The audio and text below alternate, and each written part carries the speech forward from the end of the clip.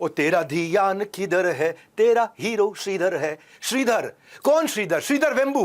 नमस्कार, मैं Vivek Bindra, founder and CEO बड़ा बिजनेस.com टाइकून्स ऑफ इंडिया में आपका वापस स्वागत है। आज 23वां एपिसोड है। 22 एपिसोड की लिस्ट बहुत लंबी है।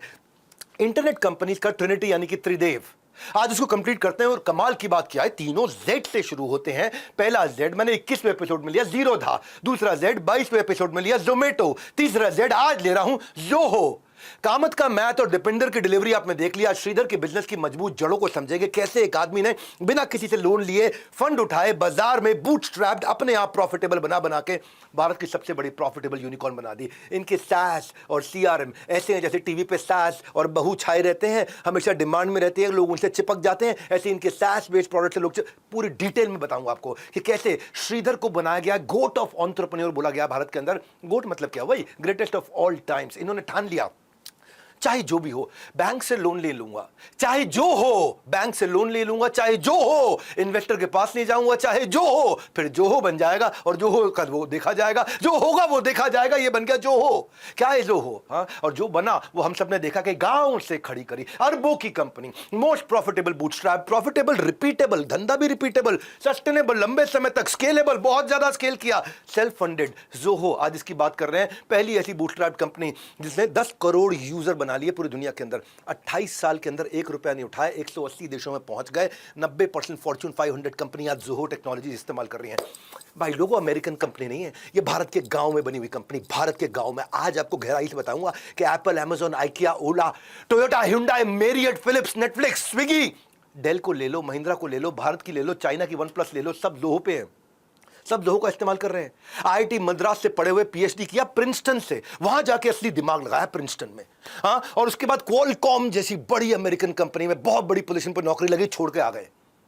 स्मार्टेस्ट अननोन इंडियन एंटरप्रेन्योर 2019 में अर्नस्ट एंड यंग ने इनको entrepreneur of the year award दिया। पद्मश्री मिला 2021 में। ऐसे व्यक्ति जो हो, फिगर समझ लो उनकी, 8,700 करोड़ के रेवेन्यू में 2,800 करोड़ का प्रॉफिट। और कितना प्रॉफिट होता है? 2,800 करोड़। इसको समझना है। ओयो का प्रॉफिट जोड़ लो, कार देखो का प्रॉफिट जोड़ लो, मिंत्रा का जोड़ लो, नाइका का जोड़ लो, ग्रो का जोड़ लो, पांचों जोड़ लो। ओयो, कार देखो, मिंत्रा, नाइका, ग्रो, ये पांचों मिलकर के इनके प्रॉफिट के बराबर नहीं पहुंच पा रहे, अकेली लो हो। अगर आप एक साथ एक छत के नीचे सारे टाइकून मिल जाए तो हो जाए ना मजा।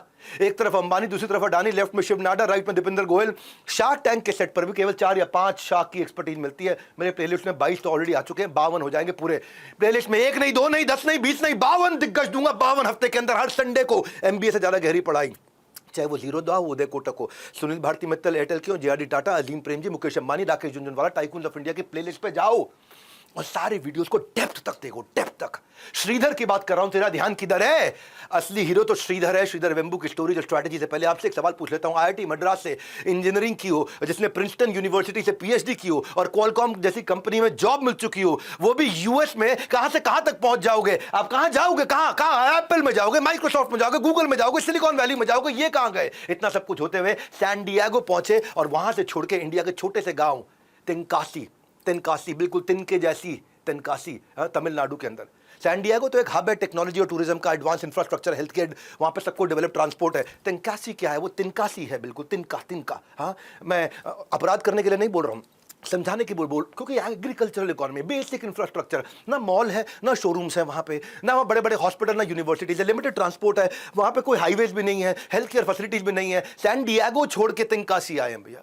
सैन डिएगो तो बड़ी बड़ी दुनिया की यूनिवर्सिटीज है, यहाँ तो पढ़ाई के लिए कुछ है ही नहीं। सैन डिएगो का पर कैपिटा इनकम $70,000 है, एक आदमी का $70,000। यहाँ कितना है? $1,500। अपना वीजा लेके फॉरेन जाने से अपना विजन लेकर के गांव जाना इनको ज़्यादा प्रॉफिटेबल लगा। देखो गांव से कैसे कमाल किया। अपने भाई और आईआईटी मद्रास के इनके एक दोस्त, इनके कॉलीग थे, टोनी थॉमस हुआ करते थे, उनके साथ एडवेंट नेट, ये इनकी पहली कंपनी थी। जावा कोड डेवलप किए इन्होंने, एडवेंट नेट, ये इनकी पहली कंपनी। शुरुआत देखना कैसे हुई 90s में। उस समय फंडिंग नहीं मिलती थी। कंप्यूटर से एक दूसरे को वायरलेस कम्युनिकेट करा दे, मल्टीपल कंप्यूटर बिना तार के आपस में बात कर सकें, कंप्यूटर और प्रिंटर और स्पीकर और वाईफाई कनेक्शन आपस में जुड़ सकें, इसके ऊपर कोडिंग उन्होंने डेवलप करनी शुरू करी और वायरलेस नेटवर्क की कंपनी बिल्ड कर दी इन्होंने। यूएस में एक कॉन्फ्रेंस में जब अपने प्रोडक्ट को लेकर प्रेजेंटेशन दिया ना, ऑन द स्पॉट वहां पे सारी कंपनियों ने इनका, अरे भाई डील कर लो, बढ़िया चीज लेकर। अरे इंडिया से कौन आया ये कौन है? कह तेरा ध्यान किधर है? तेरा हीरो श्रीधर है। उस दिन श्रीधर को लगा कि अमेरिका की हाई पेइंग जॉब छोड़ करके उन्होंने कोई गलती नहीं करी, क्योंकि इनके सॉफ्टवेयर को लोगों ने पसंद करना शुरू कर दिया। वो समझते थे कि एम्प्लॉय बनकर बायोमेट्रिक में जाके अटेंडेंस लगा करके बायोमेट्रिक में रजिस्टर करके अटेंडेंस को, बायोमेट्रिक नहीं, बॉस बन के अपना बायोपिक बनाऊंगा, अपना बायो बनाऊंगा, पूरी दुनिया में रजिस्टर कर दिया जाए, केवल ऑफिस के अंदर अटेंडेंस रजिस्टर ना हो जाए। चलिए चलते हैं एक के बाद एक अध्याय। पहला chapter, find your niche. Fortune lies at the bottom of pyramid. ये कैसे आदमी है जिन्होंने ना एक ऐसा नीश ढूंढा जो अमेरिकन कंपनी से धुएं निकाल दिए, जापानीज कंपनी के धुएं निकाल दिए, चाइनीज तो अभी सोच भी नहीं पाए। श्रीधर ने कॉन्फ्रेंस के बाद एक प्रोफेशनल सेल्समैन को हायर किया, इनको सेल्स नहीं आती थी, ये तो एल लेना है टेक वाला, इनका स्टाइल ही अलग था, रीजनल टच था भाषा के अंदर, और इनको सेल्स करनी आती नहीं थी। और वो स्किल सीखने के लिए इन्होंने सेल्समैन हायर किया, उसके साथ क्लाइंट मीटिंग में उन्होंने ऑब्जर्व किया कि अमेरिकन और जापानीज मार्केट में छोटी छोटी कंपनियां थी, वो महंगा सॉफ्टवेयर नहीं ले पा रही, उनको कोई अफोर्डेबल सोल्यूशन चाहिए, गैप मिल गया इनको बहुत बड़ा। ये वो वेल है जिन्हें अब किसी की शाख की जरूरत नहीं थी, ये वो वे बन चुके थे, किसी शाख की जरूरत नहीं। 1997 में दुनिया भर में 20 करोड़ कंपनियां थी, 20 करोड़ में से 19 करोड़ स्मॉल मीडियम थी, 1 करोड़ में थोड़े बड़े कंपनियां हुआ करती थी। 19 करोड़, 20 करोड़ में से 19 करोड़ स्मॉल मीडियम। ये बोले यार 20 करोड़ में से उस 1 करोड़ के पीछे क्यों भागूं, ये 19 करोड़ अगर मैं खा जाऊंगा और इसको टारगेट करूं। ये था इनका bottom of pyramid. Bottom of pyramid मतलब पूरे के पूरे, ये पूरा पिरामिड है, इस पिरामिड में सबसे ज्यादा कंपनियां नीचे हैं, ऊपर तो थोड़ी सी अमीर कंपनियां है ना, वो थोड़ी सी अमीर कंपनियों के पीछे पीछे वो अमेरिकन कंपनियों को भागने दो, सेल्स फोर्स को भागने दो, बाकी सबको भागने दो, मैं पूरा का पूरी दुनिया खा जाऊंगा। आज 180 देशों में माल बेच रहे हैं। बॉटम ऑफ पिरामिड का मतलब है वहां से रेवेन्यू जनरेट करना जिस पे कोई ध्यान ही नहीं दे रहा हूं। आपको मालूम है आज 50% सॉफ्ट ड्रिंक गांव में बिकती है हमारे देश में, 50% मोटरसाइकिल गांव में बिकती है, 60% सिगरेट गांव में बिकती है। आज आपको पता है 55% एफएमसीजी गांव में बिकता है, 50% नेशनल इनकम गांव से आ रही है, 50% एलआईसी की पॉलिसी गांव में बिकती है, सारे सारे छोटे छोटे एसकेयू सबसे ज्यादा गांव में बिक रहे हैं। एफएमसीजी में शैम्पू को सैशे में बेचना शुरू कर दिया गांव में, अचानक लोगों ने बड़ी बोतलें सैशे तो ले लेंगे। प्रीपेड सिम आ गए, टाटा नैनो आ गई, छोटू कूल छोटा सा फ्रिज आ गया, गोदरेज का मैं कालू टिक्की बर्गर आ गया, कोका कोला रिटर्नेबल बोतल 8 रुपए की। ये क्या है सोल्यूशन, कोई गांव के हिसाब से बना दे तो मार्केट बहुत बड़ी मिल जाएगी। प्रोडक्ट तो अब तैयार कर रहे थे, सोच रहे थे कस्टमर के पास कैसे जाऊं, कैसे प्रोडक्ट की ब्रांडिंग के लिए फंड तो है नहीं मेरे पास में, मार्केटिंग का एक्सपीरियंस है नहीं मेरे पास में, मैं तो गांव से निकल के आया। चलो ठीक है, प्रिंसटन में पढ़ाई करी, लेकिन मेरा दिमाग खुराफाती था पढ़ाई का, मैं बातचीत करने में एक्सपर्ट नहीं था, किसी एक्सपर्ट को हायर करने के लिए पैसे भी नहीं है मेरे पास। अब स्मॉल मीडियम बिजनेसेस को मीटिंग करना, उनको ढूंढना बड़ा मुश्किल काम था। इन प्रॉब्लम को एड्रेस करने के लिए उन्होंने क्या किया, कुछ स्ट्रैटेजीज फॉलो करी। इन्होंने सबसे पहले क्या सोचा, नेटवर्क इज नेटवर्थ। अमेरिका में जितनी भी प्रोडक्ट और टेक्नोलॉजी की कॉन्फ्रेंसेस हुआ करती है, हर जगह घुस जाए, हर कॉन्फ्रेंस एग्जीबिशन में चले जाएं, हर सेमिनार में चले जाएं, कॉन्फ्रेंस में अपना स्लॉट बुक करा लेते, वहां पे जाकर के प्रेजेंटेशन देते अपनी बैठ करके वहां पे, हैं जी, लोग देखे अरे कौन आया इंडिया से, अब जो हो देखा जाएगा, और सबने जो हो कोई देखा। फिर लंच हो, टी ब्रेक हो, अपना विजिटिंग कार्ड चेंज किया, फाउंडर से नेटवर्किंग करते और अपने बारे में बात करते कि ये बिग 4 है, बिग 4 सबसे बड़ी 4 कंपनियां, वो टक्कर नहीं दे सकती अपने प्रोडक्ट के बेनिफिट पर। 1999 आते आते $2 मिलियन का रेवेन्यू कर लिया उन्होंने। ऐसे ही एक इवेंट में नेटवर्किंग करते हुए श्रीधर ने सिस्को के ऑफिशियल से, अब सिस्को बहुत बड़ी कंपनी, समझो बात को, सिस्को के ऑफिशियल से डिस्कशन किया और सिस्को जैसी ब्लू चिप कंपनी को क्लाइंट बना लिया। सिस्को के आते ही श्रीधर की बताई थी ना कंपनी एडवेंट नेट, अभी जोहो नहीं बनी थी, एडवेंट नेट, उसकी क्रेडिबिलिटी इतनी बढ़ गई, अब कंपनी के पास में 100 से ज़्यादा क्लाइंट्स आ गए, धीरे धीरे $10 मिलियन का रेवेन्यू हो गया। अब सारे के सारे एसएमबीज पे जाने के लिए इनके पास पैसा आना शुरू हुआ और इनको समझ में आ गया छोटे बिजनेस में घुस जाऊंगा ना तो पूरा बाजार खा जाऊंगा, उसमें कुछ जा ही नहीं रहा है। ये वो एरिया है यहाँ पे there is no competition, I am the competition. वो गैप ढूंढ लिया बाजार के अंदर, क्योंकि सब महंगे सोल्यूशन बेच रहे थे। और आपसे भी बात कर रहा हूं, हमेशा बात जरूर किया करो नीचे आकर के, आजकल कमेंट सेक्शन अपने आप में कंटेंट सेक्शन बन गया है। स्पेशली आप जब आते हो बातें सुनते हो ना, डेप्थ दूंगा आज आपको मैं, लोगों की डेप्थ। हाँ, ये गांव में रहते रहते आदमी ने हजारों करोड़ कैसे कमा लिए। और स्पेशली मैं कमेंट आकर के पढ़ता हूँ, अब मैं चाहता हूँ आप भी एक दूसरे को कमेंट पढ़ें, और कमेंट के तो कई मीम्स बन जाते हैं, पर मैं चाहता हूँ मेरे कमेंट के सेक्शन में मीम नहीं, मीनिंगफुल बने, मीनिंगफुल। हाँ, मीनिंगफुल, वहाँ आप कमेंट करें आपने क्या सीखा, आगे के टाइकून को देखना चाहते हैं। और अगर आपके दिमाग में भी कोई नाम है जिसकी सक्सेस स्टोरी दी एंड में बिग ब्रांड बन गया हो, दी एंड ना हो गया हो, बिग ब्रांड हो गया हो, तो टाइकून का नाम नीचे कमेंट बॉक्स में लिखिए, मैं आपसे आकर चर्चा करूंगा, लाइक भी करूंगा। दूसरे अध्याय पे चलते, कंपनी आगे बढ़ने लगी, अपॉर्चुनिटी इन कैलामिटी, बड़ी कैलामिटी आ गई उस समय। .com का बूम बस्ट हो गया अचानक सन 2000 आते आते।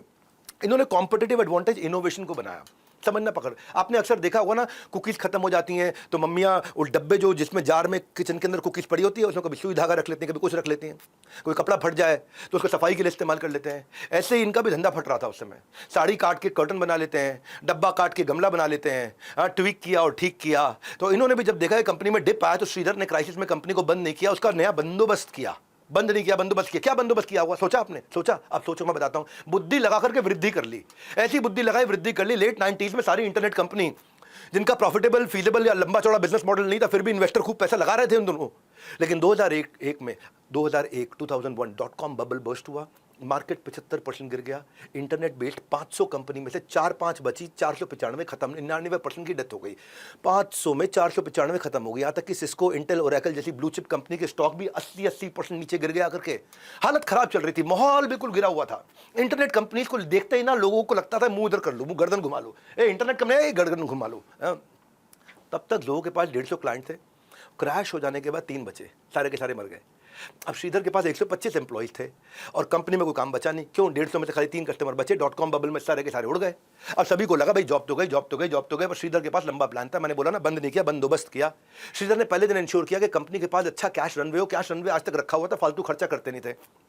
एक भी एम्प्लॉय को निकाला नहीं उन्होंने। पूरी की पूरी कंपनी का सारा पैसा और सारे एम्प्लॉयज को R&D पे डाल दिया। बोले तैयारी करते हैं, जब ये वेव उठेगी तो हम पूरी तरह तैयार होंगे। जिस समय ये जो है ना बर्स्ट जो हुआ है, ये बर्स्ट जब बूम की तरफ जाएगा तब तक मैं इतना तैयार होना चाहिए। R&D से पूरा रिसर्च एंड डेवलपमेंट टेक्नोलॉजी को लेकर अंदर लग गए। कमाई नहीं हो रही लेकिन प्रोडक्ट को नया ऐसा बना देते हैं। R&D जोहो का फोकस एरिया तब से बना हुआ है। सेल्स फोर्स दुनिया की सबसे बड़ी कंपनी है, आपको पता है, CRM के लिए, ERP के लिए। सेल्स फोर्स भी अपने एक्सपेंसेस का 17% इनोवेशन R&D पे लगाती है। जोहो ये भारत की कंपनी, गांव से आई। जोहो ये 17% नहीं लगा रही, जोहो 60% अपने एक्सपेंस का R&D पे इनोवेशन पे लगा रहा है। ये बड़ी कमाल की बात थी। इंडिया में ये कल्चर नहीं था कि मैं R&D करूं। इंडिया में इनोवेशन का कल्चर नहीं था। इंडिया में कॉपी करने का कल्चर था, इंस्पायर्ड एग्जीक्यूशन का था, ओरिजिनल इनोवेशन का नहीं था। इसने ओरिजिनल इनोवेशन को पकड़ लिया और बड़ी बड़ी अमेरिकन कंपनीज पर धावा बोला इसने। संपत्ति से नहीं, विपत्ति से एंटरप्रेन्योर का पोटेंशियल का पता चलता है कि विपत्ति में क्या संपत्ति का इस्तेमाल करता है, कब चलना, कब रुकना, कब रास्ता बदलना है। इसको टाइम नहीं किया, समझो टाइम ओवर हो जाएगा। इसको टाइम करना आना चाहिए।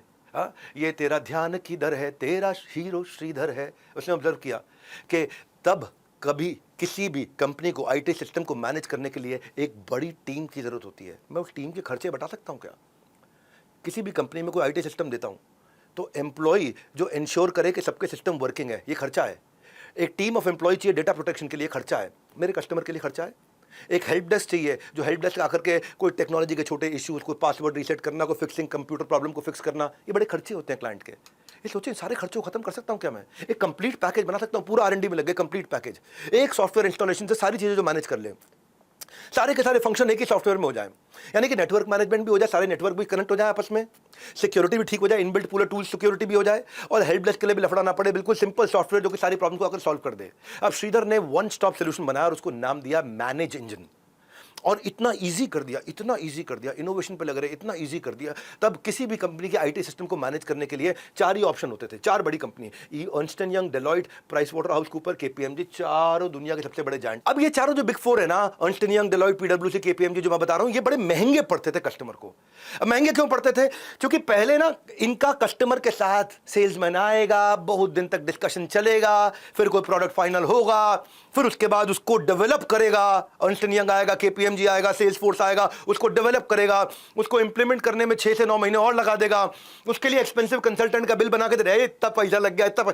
तो किसी भी बड़ी कंपनी को लाके अपनी टेक्नोलॉजी ऑटोमेशन के अंदर इतना पैसा लग जाता था, भाई कंसल्टेंट भी लग गए, सब लग गए। उसके बाद फिर अपनी टीम को ट्रेन करो पूरा, भैया ये जो सॉफ्टवेयर लाया है इसका इस्तेमाल कर, नहीं हम एक्सेल पे काम कर, भाई इसका इस्तेमाल कर, नहीं नहीं हम कागज पन्ने पे काम करें, इसका इस्तेमाल। अपनी टीम को ट्रेनिंग करने में लग जाओ। और जो है ना, कंपनियां जितने कस्टमर होते थे वो इनके इशारों पे नाचते रहते थे, तो वो एक बार इनकी टेक्नोलॉजी घुस के निकालनी मुश्किल हो जाती थी। श्रीधर ने सोचा ये टॉप कॉर्पोरेट्स को करने दो, मेरे पास जो 19 करोड़ कस्टमर की पॉसिबिलिटी दिख रही है, मैं उसके लिए लो कॉस्ट सोल्यूशन बना सकता हूं क्या? दाम कम और दम ज्यादा। तो बिग 4 जो थे ना, वो बहुत लंबे चौड़े सोल्यूशन देते थे, बहुत टाइम टेकिंग। इसने कहा मुझे क्विक सोल्यूशन बनाना, वन साइज फिट्स ऑल। मेरे को ना इनसे 80% कम कॉस्ट पे बनाना है, ये बहुत कॉस्टली, 80% कम कॉस्ट पे बनाना है। और इनके लिए बहुत बड़ी बड़ी टीमें लगती हैं, भाई कैसे इंप्लीमेंट करो। मेरे को ऐसा R&D करना है कि 4-5 लोग मिले और अपने आप फट से इंप्लीमेंट कर दे और फास्ट काम हो जाए सारा का सारा। बड़ी कंपनी के कंपैरिजन में मैं इनके 75% फीचर 25% कॉस्ट पे ले आऊं। अगले 3 सालों के अंदर मैनेज इंजन से कंपनी ने 18,000 क्लाइंट्स बना लिए। अब ये 18,000 क्लाइंट हर महीने पैसा देते हैं, हर महीने पैसा देते हैं, हर महीने पैसा देते हैं। इसको बोलते हैं रिकरिंग रेवेन्यू, इसको बोलते हैं सस्टेनेबल रिकरिंग रेवेन्यू। क्योंकि एक बार सॉफ्टवेयर कंपनी में घुस जाता है, एक बार एक CRM ERP कंपनी में घुस जाता है, चलता ही रहता है फिर वो। अब कंपनी का ग्रोथ भी, रेवेन्यू भी 2.5-3 गुना बढ़ने लग गया। अब इस समय $60 मिलियन पे आ गए थे ये। दुनिया में रिसेशन हो रहा था और इनका ऑब्सेशन टू प्रोग्रेशन हो रहा था।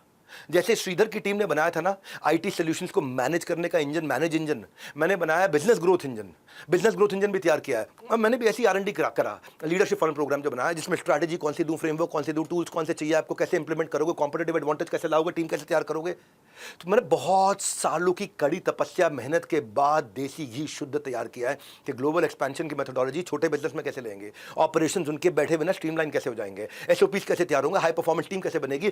फीडबैक तो खैर आप मुझसे क्या सुनोगे, मेरे पार्टिसिपेंट से सुन लो। जैसे सभी बिजनेसेस के लिए कहता हूं कि मैं उनको छलांग दिलाऊंगा, ये प्रोग्राम अटेंड करके मैं खुद छलांग ले पाऊंगा, एक ग्लोबल छलांग ले पाऊंगा। जो लोग ये चाहते हैं अपने बिजनेस को 10 से 10 गुना बनाना चाहते हैं, उनके लिए ये लीडरशिप फनल प्रोग्राम है। क्यों पड़े हो चक्कर में, कोई नहीं है टक्कर में। डॉक्टर विवेक बिंद्रा को फॉलो करिए, आपकी सफलता तय है। जबरदस्त सेशन, मतलब 10 से 11 घंटे का सेशन है। 1 मिनट भी ऐसा नहीं लगा कि हम लोग को एग्जर्शन हो रहा है। यहाँ आके मुझे जितना एक्सपेक्टेड था उससे कहीं ज़्यादा चीज़ें सीखने को मिली है। I am just eager to implement and to see the result. LEP में आने के बाद ये सब हो रहा है कि अच्छे अच्छे बिजनेसमैन से जुड़ने का मौका मिल रहा है। और दिमाग का ढक्कन जो है ना, ये आपको खोलना है। क्यों पड़े हो चक्कर में, कोई नहीं है टक्कर में। तो मिलते हैं इस बार आपसे 8, 9, 10 फरवरी को, 8, 9, 10 फरवरी नेक्स्ट मंथ में। सीट्स लिमिटेड होती हैं, ये कोई डिजिटल प्रोग्राम नहीं, फिजिकल प्रोग्राम है। फास्ट फॉरवर्ड, फोन लगा लेना, fast forward chapter number 3, Swiss army knife approach. Swiss army knife approach को बोलते हैं मास कस्टमाइजेशन। ऐसा कस्टमाइजेशन कर दो जो कि बड़ा स्टैंडर्डाइजेशन पर्सनलाइजेशन की तरह बिहेव करे। सुनना जरा ध्यान से सुनना, बड़ा स्टैंडर्डाइजेशन पर्सनलाइजेशन की तरह बिहेव करे, यानी कि मैं प्रोडक्ट एक बनाऊं लेकिन जिसको जो जरूरत हो उसको वो मिल जाए। ये जब कृष्ण के साथ 16,108 रानियां होती थी ना, हर एक को लगता था कृष्ण मेरे साथ ही हैं। भगवान ने 16,108 एक्सपेंशन ऐसे कर लिए थे, हर एक को लगता था कृष्ण मेरे साथ ही हैं। इन्होंने कहा मैं ऐसा प्रोडक्ट कैसे बनाऊं कि ऐसा लगे देखने में हर एक को कि लोहो मेरे लिए ही बनाए, हर एक को ऐसा कैसे लगे। इसको बोलते हैं स्विस आर्मी नाइफ अप्रोच। एक ही नाइफ के अंदर आप सोच रहे होंगे ना, नेटवर्क को कनेक्ट करने के लिए जावा कोड कर दिया, नेटवर्क को मैनेज करने के लिए इंजन कर लिया, फिर जोहो क्यों बनाया? जोहो है क्या? जोहो कहां से आ गया? ये तो पुरानी कंपनी थी। अब श्रीधर ने सिर्फ आईटी नेटवर्क का स्ट्रक्चर नहीं करना था, बिजनेस ऑपरेशंस के पूरे इंफ्रास्ट्रक्चर को ऑटोमेट करना था, पूरी कंपनी को time efficiency, effort efficiency, cost efficiency, revenue efficiency, sales efficiency, सब चीजों की प्रॉफिटेबिलिटी की एफिशिएंसी। श्रीधर को एक कॉमन नाइफ नहीं बनानी थी, स्विस नाइफ बनानी थी। 13 टूल होते हैं स्विस नाइफ में, कभी देखिए स्विस नाइफ, फोटो में दिखा रहा हूँ, 13 टूल होते हैं। उसी स्विस नाइफ के अंदर ब्लेड भी होगा, उसी में ही कैंची भी होगी, उसी के अंदर पेचकस भी होगा, स्क्रू ड्राइवर भी होगा, उसी के अंदर 100 समझते हो आरी वो भी होगा, उसी के अंदर बॉटल ओपनर भी होगा, उसी के अंदर मल्टी टूल्स होंगे, मल्टी यूज का पैकेज का और प्रॉफिट अनेकों चीज़ों का। किसी आदमी को 13 में से 2 चाहिए, वो पूरी 13 का खरीद लेता है। श्रीधर ने ऑब्जर्व किया, ये जो छोटे बिजनेसमैन है ना, छोटे बड़े कॉर्पोरेट नहीं, इनके कुछ बड़े कॉमन इश्यूज होते हैं। कंपनी में different department and different company के डिफरेंट सॉफ्टवेयर इस्तेमाल करने पड़ते थे, उसको एक कैसे कर दूं। HR वाले अलग यूज करते हैं, फाइनेंस वाले अलग यूज करते हैं, सेल्स मार्केटिंग वाले अलग यूज करते हैं, उसको एक कैसे कर दूं। हर सॉफ्टवेयर को इंस्टॉल, इंप्लीमेंट और उसकी मेंटेनेंस के लिए एक्सपेंसिव एक्सपर्ट और कंसल्टेंट की जरूरत ना पड़े तो और इजी हो जाएगा, सब ले लेंगे। और सॉफ्टवेयर की परचेज और इंस्टॉलेशन के लिए टीम ट्रेनिंग में 3 से 6 महीने लग जाते थे, मैं क्या 3 हफ्ते में कैसे कर दूं, और इजी हो गया। भैया अब जो हो देखा जाएगा, और जो हो बन गया और सब ने देख लिया। सब होने के बाद भी सॉफ्टवेयर एक दूसरे के साथ कंपैटिबल नहीं होते। अब अकाउंटिंग की टैली चलता है, सेल्स के अंदर कोई एक्सेल यूज कर रहा है, सेल्स का कोई यूज कर रहा है, HR वाले कोई HRMS यूज कर रहे हैं, एक दूसरे से कंपैटिबल नहीं होते हैं। तो मैं ऐसा क्या करूं? और ये अलग अलग इतने महंगे पड़ने लग जाते हैं कि लोग उनको अफोर्ड नहीं कर पाते। इन सारी प्रॉब्लम का सलूशन श्रीधर ने मास कस्टमाइजेशन से मिला। बोला ना स्विस नाइफ, एक सुपर सॉफ्टवेयर बनाएंगे। तो अब इसने एक सुपर सॉफ्टवेयर की तैयारी कर ली। 2005 के अंदर 40 एप्लीकेशन डाल दी, चाहे सेल्स करो, मार्केटिंग करो, सर्विस करो, फाइनेंस करो, HR करो, ऑपरेशंस करो, प्रोजेक्ट मैनेजमेंट करो, टेक्नोलॉजी मैनेजमेंट, कुछ भी करो। 40 सॉफ्टवेयर, 40 एप्लीकेशन एक सॉफ्टवेयर में डाल दिए। ये थी स्विस नाइफ अप्रोच, जिसकी जो जरूरत है पूरी हो जाएगी। मास कस्टमाइजेशन क्या होता है समझ लो पहले। ये वो एक अप्रोच है जहां कंपनीज स्टैंडर्डाइज प्रोडक्ट ऑफर करती है लेकिन पर्सनलाइज यूज कस्टमर कर लेता है। समझ रहा मेरी बात को? Economies of scope. हाँ, एक ही साथ मैंने सब बना के दे दिया, हर एक के लिए अलग अलग नहीं बनाना, जिसको जो जरूरत है उसमें से निकाल लेगा। गाड़ियों की कंपनियां होती है ना, वो क्या करती हैं, एक बार गाड़ी बनाने के बाद भाई कलर, इंटीरियर, फीचर, व्हील वो आदमी कस्टमाइज कर सकता है, अपने हिसाब से बना सकता है ना। सबवे में जाते हो ना, सबवे के इंग्रेडिएंट होते हैं, भाई आपको कौन सी ब्रेड चाहिए, व्हाइट ब्रेड चाहिए कि आपको होल व्हीट चाहिए कि फ्लैट ब्रेड चाहिए, आपको चीज़ कौन सा चाहिए, अमेरिकन चाहिए, स्विस चाहिए, मोज़रेला चाहिए। वेजीज की टॉपिंग ले लो, टोमेटो डालूंगा, अनियन डालूंगा, कुकुम्बर डालूंगा, ऑलिव डालूंगा, नॉन वेज होगा, वेजिटेरियन होगा, स्पिनच होगा, एवोकाडो होगा। नाइकी के जाते हैं जूते पे, रनिंग का अलग, डेली वेयर अलग, जिम अलग, प्रीमियम अलग, बड़ा अच्छा सिस्टम बना रखा है, एक साथ बनाऊंगा मैं। अब जोहो सुपर सॉफ्टवेयर बनना चाह रहा था। भाई अगर किसी को सेल्स फोर्स को ऑटोमेट करना है तो वो सेल्स फोर्स के पास चला जाएगा। सेल्स को ऑटोमेट करना था भैया, यहाँ ज़ोहो सीआरएम आ गया। ईमेल मार्केटिंग के लिए लोग गोल्ड माइन पे जाते थे, मार्केटिंग ऑटोमेशन के लिए एलेक्वा पे जाते थे, एचआर के लिए वो ओरेकल एचआर पे जाते थे, अकाउंटिंग के लिए क्विक बुक्स पे जाते थे, ईआरपी के लिए सैप पे जाते थे। इन्होंने सब कुछ अपना खुद ही बना दिया, Zoho CRM, Zoho mail, Zoho marketing, Zoho people, Zoho books, Zoho creator. मैंने बोला ना 40 एक साथ कर दिए।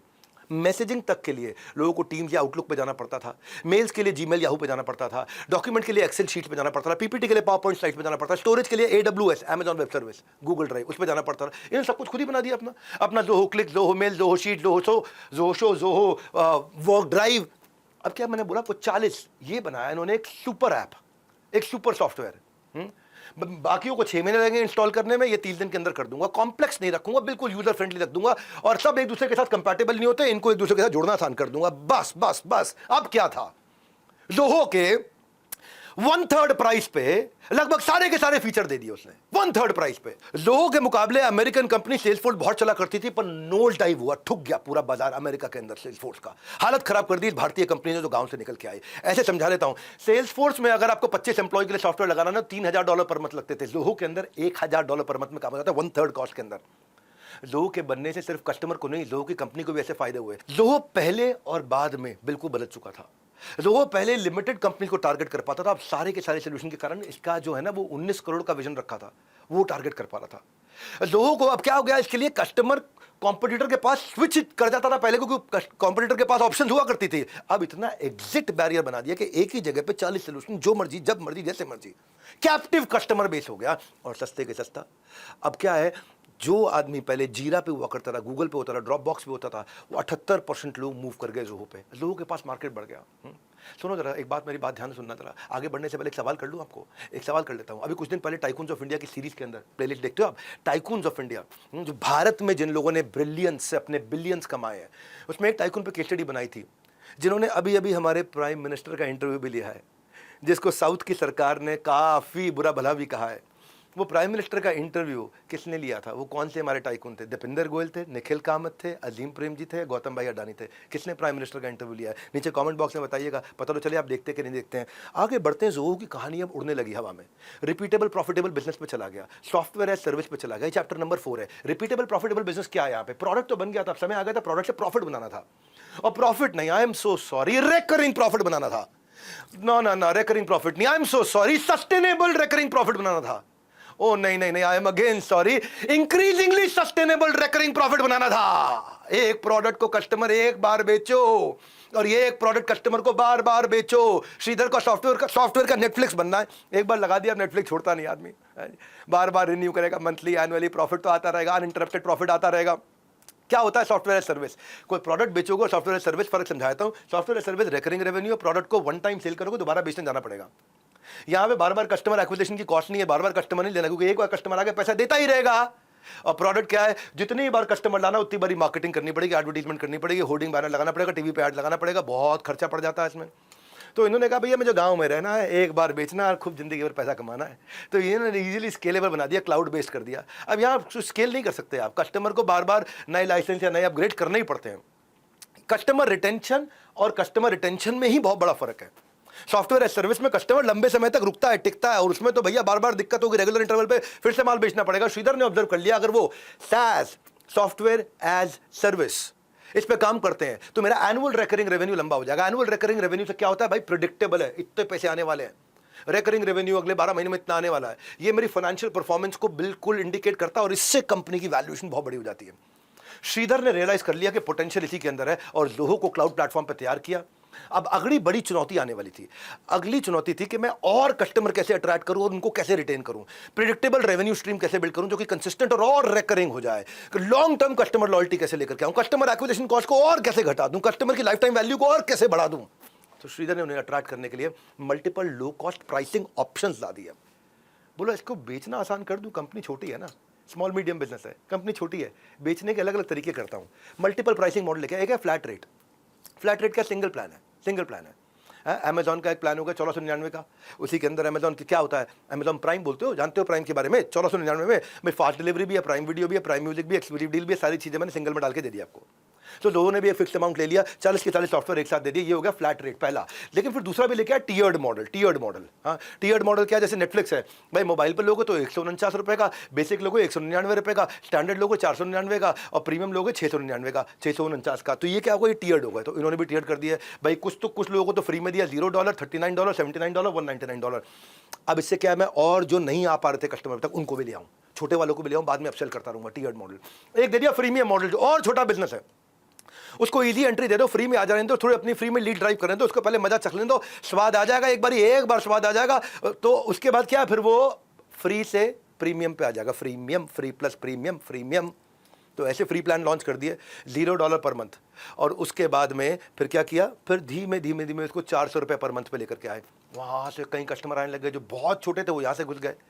फिर एक है कि जी नहीं, मैं जो है ना जी, यूजेज ही बड़ी कम है मेरी। अच्छा, तुम्हारी यूजेज ही कम है, तुम इतनी छोटी कंपनी हो, मैं प्रीमियम लूंगा लेकिन यूजेज कम है, कोई बात नहीं। जैसे AWS होता है, अमेजॉन वेब सर्विस, इनका जितना स्पेस लोगे उतना पैसा लेंगे। iCloud होता है, गूगल ड्राइव होता है, जितना स्पेस इस्तेमाल करोगे उतना ही पैसा लेंगे, उससे ज़्यादा नहीं लेंगे। इन्होंने भी क्या किया, जितना तुम यूज़ करोगे उतना पैसा दे दो, उससे ज़्यादा मत दो। हाँ, जितनी वैल्यू तुम लोगे उतना वैल्यूएबल मुझे दे दो फटाफट से, कोई समस्या नहीं है। करते करते फिर इन्होंने यूज़र बेस्ड मॉडल डाल दिया। मतलब वो सब ठीक है, हमारे यहाँ लोग ही 5 हैं। अच्छा, 5 ही लोग हैं, चलो 5 लोगों के हिसाब से दे देता हूँ तुम्हारे को। जैसे जूम होता है ना, नंबर ऑफ यूजर पे चार्ज करता है, इसने कहा नंबर ऑफ यूजर पे भी दे देता हूँ ऑप्शन। इसने कस्टमर को एक्वायर करने के लिए 40 आइटम का बहुत बढ़िया सुपर सॉफ्टवेयर तैयार कर दिया था। अब प्राइसिंग में चेंजेस ला करके अलग अलग प्रकार से गेम को बढ़ाया। भाई लोगों, एक बात बोलूं, सब कहते हैं कि किसी का सीक्रेट इधर से उधर नहीं बताना चाहिए, फिर भी बता देते हैं। सुना आपने, इसका सीक्रेट नहीं बताओ, उसका सीक्रेट नहीं बताओ, किसी को बताना मत। हाँ, किसी को बताना मत, लेकिन फिर भी बता देते सब कुछ। कोई चुपका रहता है। भाई लोगों, जैसे अंदर की खबर का पता चलती है तो लोग फोन घुमाते हैं, तुझको मालूम, तुझको मालूम, तुझको मालूम, new story has come and new story has become talk of a town till the time another story come, that story remains the talk of a town, the new story come, that become talk of a town. तो सब खबर फैलाते रहते हैं। अब भाई इतने बड़े टाइकून की खबरें मैं दे रहा हूँ, सीक्रेट आपको दे रहा हूँ, तो अपने तक क्यों रखते हो? ये सक्सेस मंत्रा को, खबरें जो आपको मिल रही हैं इसको सब तक पहुँचाओ, सबको बताओ, क्योंकि फ्री है। वीडियो को जितना हो सके उन लोगों तक पहुंचाओ जिसको इसकी ज़रूरत है, जो बिजनेस में आगे बढ़ना चाहते हैं। लेकिन मैं आपके साथ और आगे बढ़ने से पहले एक सवाल और कर लेता हूं, नीचे जरा मिलते हैं आकर के। आगे बढ़ने से पहले लर्निंग चेक कर लूं। फूड डिलीवरी तो जोमेटो करता था, 10 मिनट में ग्रोसरी डिलीवरी के लिए दीपिंदर गोयल ने कौन सी कंपनी एक्वायर करी थी जो कि ग्रोसरी भी डिलीवर करती है, जिसके कारण जोमेटो बहुत बड़ा हो गया? वो कौन सी कंपनी है जोमेटो की? जेप्टो है, बिग बास्केट है, ब्लिंकिट है या इंस्टामार्ट है? 4 में से कौन सी है? 4 ऑप्शन दिए नीचे, फटाफट से आंसर बताओ। हाँ, फूड डिलीवरी से ग्रोसरी डिलीवरी के धंधे में कौन घुसा था? जेप्टो, बिग बास्केट, ब्लिंकिट या इंस्टामार्ट? आंसर बताओ मुझे, चलते हैं फास्ट फॉरवर्ड। 5वीं स्ट्रैटेजी, ये जानोगे तो मजा आ जाएगा। क्या बोले? थिंक बी ग्लोबल और एक्ट बी ग्लोबल। हाँ जी, थिंक बी ग्लोबल और एक्ट बी ग्लोबल, लेकिन रहूंगा कहां? लोकल। है जी, ये थोड़ी डिफरेंट स्ट्रैटेजी है। Think global, act global, but stay local. है जी, think global, act global, stay local. क्या मतलब हुआ? जियो आर्बिट्राज। जियो आर्बिट्राज कैसे किया? जोहो की सबसे बड़ी मार्केट तो अमेरिका में थी, पैसा सारा अमेरिका से कमाता है, यहां से अपनी सर्विस एक्सपोर्ट करता है, उनसे डॉलर लेके आता है, भारत की इकोनॉमी को मजबूत बनाता है। 50% रेवेन्यू इसका यूएस से आ रहा है, सारी सिलिकॉन वैली की बड़ी बड़ी कंपनियां इसकी है। और क्या बोला? 90%, 80-90% ऑफ फॉर्च्यून 500 कंपनी इन्हीं के पास है। लेकिन अमेरिकन इंजीनियर नहीं लूंगा मैं, वो बहुत महंगे पड़ते हैं। हाँ, एक जियो आर्बिट्राज करो। जियो आर्बिट्राज क्या किया? Geographically divorced team, geographically divorced resources, ताकि मैं कॉस्ट एडवांटेज ला सकूं। आदमी सस्ता जहां मिलेगा काम वहां से करूंगा, और पैसा जहां में ज़्यादा मिलेगा माल वहां बेचूंगा। नहीं समझे? हैं जी, इसको क्या बोलते हैं? Operational excellence. Operational excellence. माल जहां महंगा बिकेगा वहां बेचूंगा, माल जहां सस्ता बनेगा वहां बनाऊंगा। लोगों की सबसे बड़ी मार्केट अमेरिका में थी। अब जियो आर्बिट्राज से इसने क्या किया समझो। जो इंडियन टेक कंपनी है उसमें TCS भी इसका इस्तेमाल करती है, इन्फोसिस भी करती है, विप्रो भी करती है, HCL भी करती है। इंडिया में ह्यूमन रिसोर्स यानी कि मैन पावर, यानी कि आदमी, यानी कि बंदा सस्ता मिलता है तो धंधा बहुत महंगा हो जाता है, बढ़िया हो जाता है। तो ताकि मैं अपनी कॉस्ट को कम कर सकूं, जोहो एक स्टेप और आगे थे। ये नहीं कि मैं इंडिया में बनाऊंगा, यहां तो रुक जाऊंगा, नहीं नहीं। आप क्या सोच रहे थे?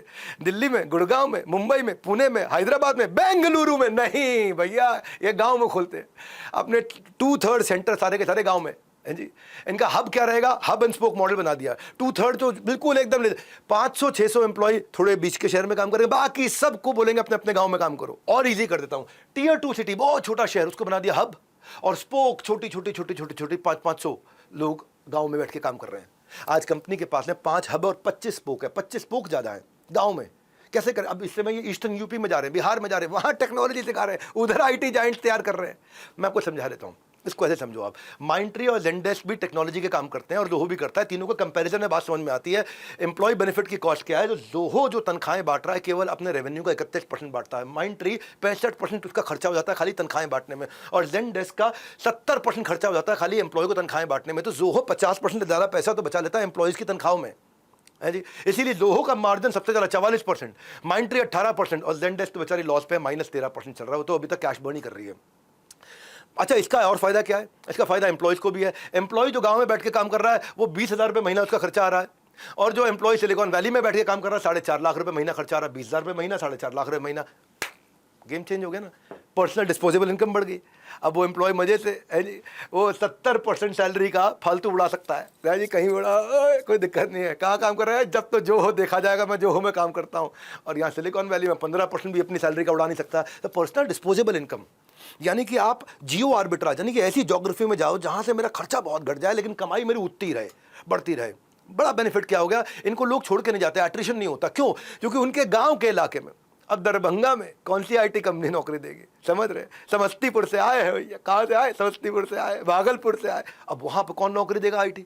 और जो अपने गांव में रह के पिताजी खेती भी कर रहे हैं और बढ़िया हरियाली में लेके आम तोड़ के खा रहे हैं, आम चूस रहे हैं, और साथ साथ बिल्कुल लगे हुए लैपटॉप पर काम कर रहे हैं। एम्प्लॉय जोहो को छोड़ के नहीं जाते इस चक्कर में। कॉम्पिटिटर का एट्रिशन 20-25%, जोहो का एट्रिशन एम्प्लॉय छोड़ के नहीं जाए केवल 6%। यानी कि जोहो के 94-93% एम्प्लॉय टिकते हैं, बाकी कॉम्पिटिटर्स के 70 से 75% एम्प्लॉय टिकते हैं। दो के एम्प्लॉय छोड़ के नहीं जाते। देखो, मैं जानता हूँ भाई, मेरे वीडियोस बड़े होते हैं और मैं चाहता हूँ टाइकून्स की सीरीज जो देखे वो अपनी प्रॉब्लम्स का सोल्यूशन लेकर के जाए। मैं लंबे वीडियोस देता हूँ, है ना, सबको सोल्यूशन देता हूँ, बिजनेस के सोल्यूशन देता हूँ। बस ये जो बेचारा मेरा एडिटर वीडियो एडिट कर रहा है ना, इसको सोल्यूशन नहीं दे पाता, क्योंकि उसको समझ में नहीं आता वीडियो में काटूं क्या। काटने लायक कुछ होता ही नहीं है मेरे वीडियो में, एडिट करने के लिए कुछ होता ही नहीं, कौन सा पार्ट काट ले, और काटना भी क्यों है, हा? देखो, या तो सोच हो या वीडियो हो, बड़ी है तो मतलब कुछ बेहतर है। सोच ही बड़ी होनी चाहिए और मेरा वीडियो भी बड़ा होना चाहिए, क्योंकि मैं शॉर्ट्स में नहीं श्योरिटी में बिलीव करता हूँ, और श्योरिटी तभी आएगी जब क्लैरिटी आएगी। तो वो क्लैरिटी से सीखो। Chapter number 6, social entrepreneurship, cultivating talent. कैसे टैलेंट कल्टिवेट किया, कैसे इतना सस्ता मैन पावर उनको मिल गया। आपके मन में सवाल क्यों नहीं आया कि दरभंगा में कैसे आईटी के आदमी मिल रहे हैं, भागलपुर में कैसे, समस्तीपुर में कैसे मिल रहे हैं? श्रीधर का सबसे बड़ा चैलेंज था, इंडियन को जब हायर कर रहे हैं तो इंडियन का टॉप कॉलेज से आदमी लो तो सीधा 3 लाख, 4 लाख, 5 लाख रुपये महीने देना पड़ता था, और बहुत बड़ी बड़ी सैलरी देनी पड़ती थी। बड़े इंजीनियरिंग कॉलेज से लेके आओ तो भी महंगा, कंपटीशन से लेके आओ तो भी महंगा। श्रीधर ने क्या किया? श्रीधर को इतना करोड़ों रुपया खर्च करने की जगह इसने जोहो का एक R&D सेंटर बना दिया, लर्निंग सेंटर। हाँ, और अदरवाइज क्या होता, महंगा आदमी लाओ, 2 साल वो यहाँ सीखेगा और फिर चला जाएगा, उतने में मैं उसके साथ कमा ही नहीं पाऊंगा। हर 2-2 साल में आदमी छोड़ छोड़ के भाग रहा है इधर उधर। तो बाकी टेक कंपनी की जगह इन्होंने टॉप बीटेक या एमटेक गोल्ड मेडलिस्ट हायर करने बंद कर दिए। श्रीधर ने कहा मैं टॉप कॉलेज, टॉप सिटी में जाऊंगा ही नहीं। मैं क्या करूंगा, मैं गांव में जाऊंगा और वहां पे अपॉर्चुनिटी दूंगा यूथ को, वहां पे उनको ट्रेन करूंगा, वहां उनको अपलिफ्ट करूंगा, उसको इंजीनियरिंग हो या ना हो, हाँ, मैं उसकी लॉयल्टी ले जाऊंगा, क्योंकि कोई और तो नौकरी उसको देगा नहीं। श्रीधर की फिलॉसफी थी कि अपना ही डेवलपमेंट करो टैलेंट का, अपना ही। खेतों से जुड़े हुए इंसान थे, किसानी से जुड़े हुए इंसान थे, अपना ही खेत, अपना ही आम के पेड़ लगाया करते थे। अब आम का पेड़ एक बार लगा दो, 2-4 साल तक आम नहीं आएगा, लेकिन जब आएगा तो 100 साल तक मिलता रहेगा। क्या किया, जोहो यूनिवर्सिटी बना दिया। गांव से लड़के लेके आए, 18 महीने वहां पे उसको ट्रेन करें। हाँ, अब वो पढ़ा लिखा नहीं है, पहले साल तो उसको मैथ्स, इंग्लिश और रीजनिंग, कम्युनिकेशन स्किल और कंप्यूटर प्रोग्रामिंग सिखा देंगे, बेसिक जितने धंधे में जरूरत है वो सिखाएंगे। फालतू पूरी स्कूल की integration, differentiation, permutation, combination, higher algebra कुछ नहीं सिखाना, जो धंधे में जरूरी है वो सिखा देंगे। और 6 महीना उसके बाद 18 में से पहले 1 साल पढ़ाएंगे और 6 महीना अब उसको बिल्कुल क्या बढ़ देंगे, अप्रेंटिसशिप दे देंगे उसको जोहो के अंदर। और जब वो जोहो के अंदर इंटर्न की तरह काम करेगा तो क्या होगा, उस समय भी उसको 10,000 रुपये का स्टाइपेंड भी दे देंगे साथ में। कोर्स कंप्लीशन होने के बाद जोहो में अच्छी नौकरी लग जाएगी उसकी। 2000 से ज़्यादा कैंडिडेट इन्होंने अपनी खुद की यूनिवर्सिटी में ट्रेन कर दिए, जिनके पास कोई फॉर्मल डिग्री नहीं है, और उन्हीं 2000 एम्प्लॉयज़ को ट्रेन करके आज पता है, मैं आपको उदाहरण देता हूँ, जोहो का एक चौकीदार था, वो उस प्रोग्राम के लिए सिलेक्ट हो गया। आप जोहो में इंजीनियर है वो। एक सरन बाबू परम शिवम थे, सरन बाबू परम शिवम, ये बेचारे को कंप्यूटर ऑपरेट करना नहीं आता था, स्विच ऑन ऑफ करना नहीं आता था, आज सीनियर प्रोडक्ट मैनेजर है जोहो में। अब ऐसे लोग कहाँ जाएंगे छोड़ के। हाँ, एक प्रेमा थी तमिलनाडु के छोटे से गांव की, लुहार की बेटी, लुहार समझते जो लोहे से काम कर रहा, लुहार की बेटी, और घर वाले जल्दी में शादी करना चाहते थे 15-18 साल की उम्र में। कहीं कहीं रोज किलोमीटर चल के आया करती थी, इनकी यूनिवर्सिटी में आके सीखती थी। आज जोहो में आईफोन ऐप की डेवलपर बन गई है। कैसे मैनेज किया इन्होंने। हाँ, धंधा तगड़े स्टेटस से नहीं, तगड़ी स्ट्रैटेजी से चलता है। बहुत डेप्थ देता हूँ मैं, ऐसे ऊपर ऊपर से मैं कहानी नहीं सुनाता। हाँ, स्ट्रैटेजी अगर स्ट्रांग हो तो बंदा गांव से ग्लोबल हो सकता है। साइकिल चला करके भी 50,000 करोड़ की कंपनी बना सकता है। आज भी साइकिल पे घूमते घूमते 50,000 करोड़ की कंपनी चला रहे हैं ये। आज तक किसी से पैसा नहीं लिया। आपने देखा होगा शार्क टैंक में उन शार्क्स एंटरप्रेन्योर जिसके लिए तालियां बजाते हैं ना, जो 5 साल से बूटस्ट्रैप्ड है, 5 साल से पैसा नहीं लिया, ताली बजाओ ताली बजाओ। जोहो ने 28 साल से ना बैंक से लोन लिया, जो हो देखा जाएगा, ना इन्वेस्टर से पैसा लिया, जो हो देखा जाएगा, ना किसी से फंडिंग ली, जो हो देखा जाएगा। आज जो हो बन गया है और जो है वो सब देख रहा है कि और कई कंपनियां उन्होंने एक्वायर कर ली। जोहो एंटरप्रेन्योर्स के लिए एक बड़ा एग्जांपल है। तो इसके लिए तो तालियां बनती है। नीचे आके तालियां बजाइए आप, और हो सके तो लाइक भी करिए, नीचे आके लाइक करिए, जोहो के लिए लाइक करिए। हाँ, अब तक हमने 3 प्रॉफिटेबल स्टार्टअप कवर किए हैं, एक जोमेटो, एक जीरोधा, एक जोहो। अब कमेंट में बताइए कि आपकी इन तीनों में से फेवरेट कौन है। अगर आपके दिमाग में कोई और टाइकून है, हाँ, जिसने अपने धंधे को बड़ा किया, तगड़ा टाइकून, उसका नाम लिखिए। मैं उस पर भी आके वीडियो बनाऊंगा। सोच रहा हूँ पूरे बिरला परिवार पे एक बार वीडियो बनाऊं, मन में आ रहा हल्दीराम पे भी वीडियो बनाऊं, पर आप जिस पे बोलेंगे उस पर जरूर बनाऊंगा। हमारे साथ जुड़े रहने के लिए, टाइकून्स ऑफ इंडिया की सारी सीरीज के सारे एपिसोड देखने के लिए, अगले लीडरशिप फनल के बारे में इंफॉर्मेशन ले लेने के लिए आप सबका हृदय की गहराई से प्रेमपूर्वक बहुत बहुत धन्यवाद।